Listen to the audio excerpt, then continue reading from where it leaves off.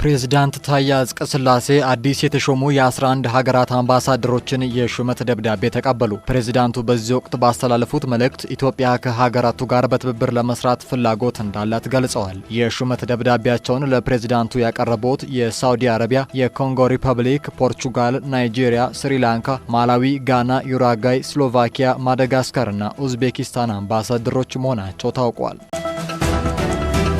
የአፍሪካ ህብረት ኮሚሽን ሊቀመንበር መሐሙድ አሊ የሱፍ ሰባተኛው ጠቅላላ ምርጫ ኢትዮጵያውያን ለዲሞክራሲ ያላቸውን ቁርጠኝነት ያሳዩበት ነው አሉ። የምርጫው ሂደት ኢትዮጵያውያን ዲሞክራሲ የማህበራዊና የኢኮኖሚያዊ ልማት መሰረት እንዲሆን ያላቸውን ቁርጠኝነት ያሳዩበት መሆኑን ገልጸው ለተገኘው ስኬት ለኢትዮጵያ ህዝብና መንግስት አድናቆታቸውን ገልጸዋል። ኮሚሽኑ በህብረቱ አባል ሀገራት ዲሞክራሲያዊ አስተዳደርን በተአማኒ ሰላማዊና ግልጽነት ባለው የምርጫ ሂደቶች ለማጠናከር ቁርጠኛ መሆኑን አረጋግጠዋል።